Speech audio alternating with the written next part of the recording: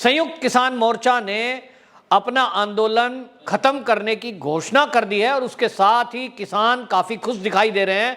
Border के ऊपर, दिल्ली के बॉर्डर में जहां ये सड़कों को घेर कर बैठे थे, वहां के जो दृश्य हैं वो ये हैं, ऐसा सोच रहे हैं और ऐसा बोल रहे हैं कि हम जीत गए, हमने विजय हासिल कर ली। आखिरकार ये जो किसान आंदोलन चला, इसमें कौन जीता और कौन हारा? सवाल ये है, क्या ये किसान नेता ये जीते हैं या किसान जीता है? मुद्दा तो ये है, क्योंकि आप देखिए ये आंदोलन इन्होंने शुरू क्यों किया था।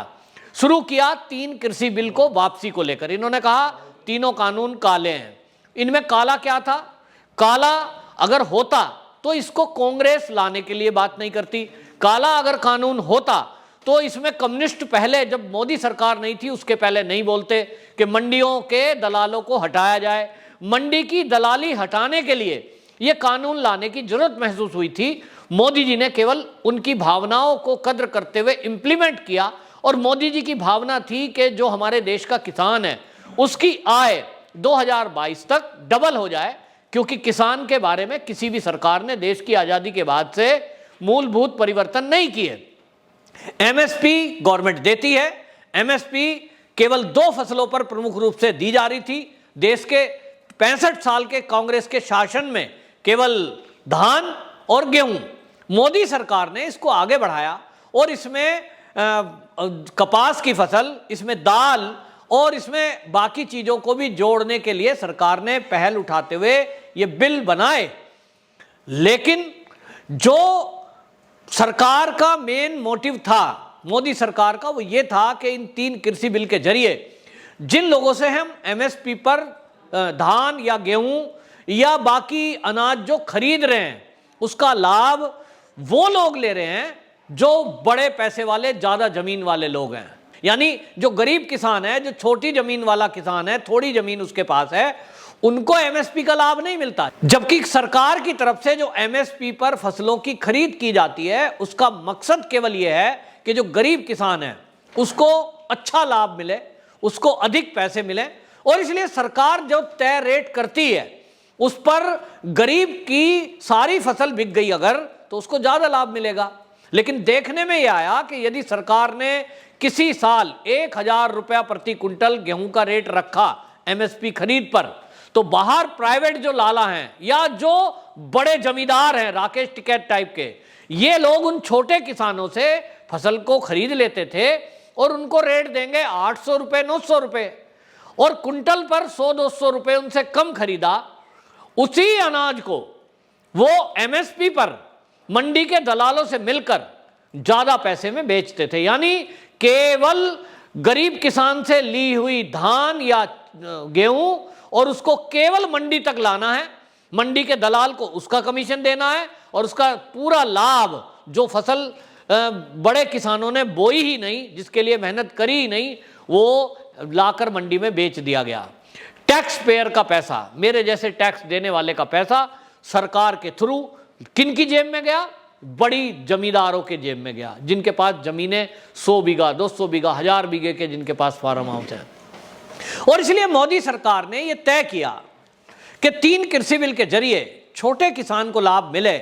इसके लिए मंडी का दलाल खत्म कर दिया जाए, लोगों के खाते में डायरेक्ट पैसा जाए। और जब खाते में डायरेक्ट जाने की बात होगी तो इसमें यह भी पता लगेगा कि ये जो एमएसपी पर बेचने के लिए अपना सामान आए हैं, जो फसल बेचने आए हैं, इनके पास कितना पैसा है। क्योंकि आधार कार्ड से लिंक होने के बाद और पैन कार्ड से जुड़ने के बाद यह तय किया था कि पैन कार्ड अनिवार्य किया जाएगा खरीदने वाले के लिए, तो यह पता लग सकेगा कि इसके बैंक खातों में कितने पैसे हैं, इसके पास कितनी जमीन है। और इसलिए ये कानून बनाए गए थे, कानूनी जामा पहनाया गया था कि कोई भी व्यक्ति, कोई भी आड़ती, कोई भी प्राइवेट दुकानदार किसी से भी कोई फसल खरीद कर और फिर वो बाजार में टैक्स पेयर के पैसे से सरकार को ना बेच पाए, मतलब टैक्स पेयर का पैसा उसका लाभ ना ले पाए। और इसलिए कानून बनाए गए थे। ये तीनों कृषि बिल को वापसी कराया गया। आज ये संयुक्त किसान मोर्चा या जो किसान आंदोलन लोग कर रहे थे, ये कह रहे हैं कि हमारी जीत हो गई। तो जीत हो गई, तीनों बिल वापसी हो गए, तो क्या अब ये माना जाए कि ये जो कृषि बिल के वापसी कराने वाले नेता हैं, राकेश टिकैत, चंडूनी या बाकी और कोई, पूरे देश के किसान इनकी शक्लों को पहचाने और इनको याद रखें, इनका घर पता सब कुछ एड्रेस नोट कर लें, और आने वाले दिनों में देश के किसान इनसे पूछेंगे, पूछना चाहिए कि आपने 3 कृषि बिल वापसी कराए थे, तो वापसी होने से क्या हमारा लाभ हुआ, इन वापसी होने से क्या किसानों की जो दुर्दशा थी उसमें सुधार हुआ, क्या गरीब किसान अमीर हुआ, ये पूछना जरूरी है। आप देखें, ये जवाबदेही बनती है। अगर आप कह रहे हो कि 3 कृषि बिल खराब थे, तो फिर राकेश टिकैत को यह भी बताना चाहिए, गुरनाम सिंह चंडूनी को यह भी बताना चाहिए कि जब मोदी सरकार नहीं आई थी 2014 में, उसके पहले की सरकारों के द्वारा जो चल रहा था, क्या वो अच्छा था? क्या उससे देश के किसानों की स्थिति बेटर थी? क्या उनकी आय उससे बढ़ रही थी? क्या एमएसपी पर उस समय गारंटी थी? तो फसल बेचने के नाम पर धान और गेहूं, ये 2 ही फसल क्यों?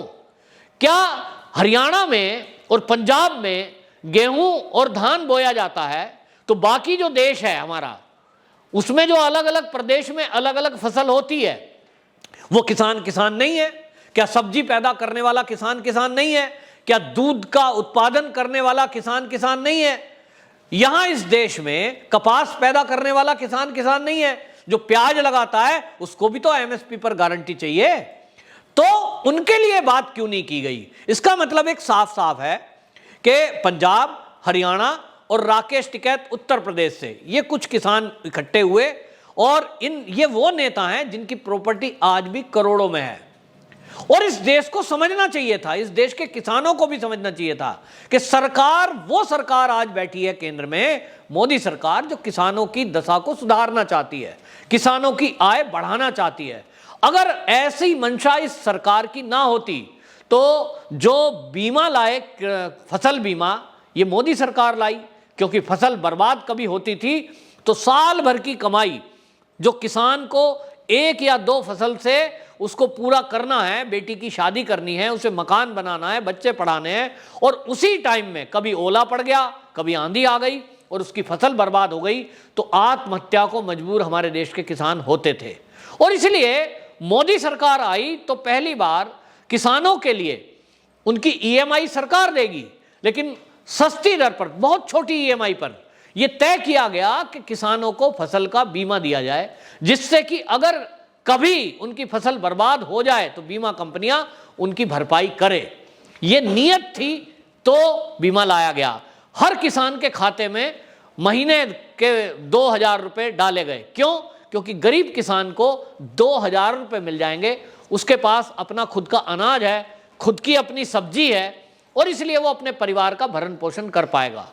पिछले 2 साल से तो मोदी सरकार राशन भी दे रही है, गरीब किसानों को भी दे रही है, तो उनको धान की फसल यानी चावल दिया जा रहा है, गेहूं दिया जा रहा है, दालें दी जा रही है। और ऐसे में 2000 रुपए क्यों सरकार क्यों देती? सरकार ने इसलिए दिया क्योंकि वो किसानों के प्रति चिंतित है। किसानों को गांव के अंदर, आप देखेंगे मोदी सरकार जब से आई है, तुलनात्मक आप अध्ययन करिए, मैं तो गांव से ही जुड़ा हुआ हूं, इतनी बिजली कभी आती थी क्या? 2014 के बाद से गांव के अंदर जो बिजली आने का सुधार हुआ है, पहले कभी दिन में आएगी, कभी रात को आएगी, कभी गांव में 4 घंटे के लिए आएगी, और कब जाएगी कब आएगी कुछ पता नहीं है। खेतों में भागते थे, हमने देखा है अपने बचपन में। और अभी मोदी सरकार से पहले कि लाइट आई और किसान को लगा कि लाइट आ गई है, चलो उसको पानी देना है, अपनी ट्यूबवेल पे जाए, और जैसे ही वो खेत पे पहुंचा, उसको जाने में 15-20 आधा घंटा लगा, लाइट चली गई।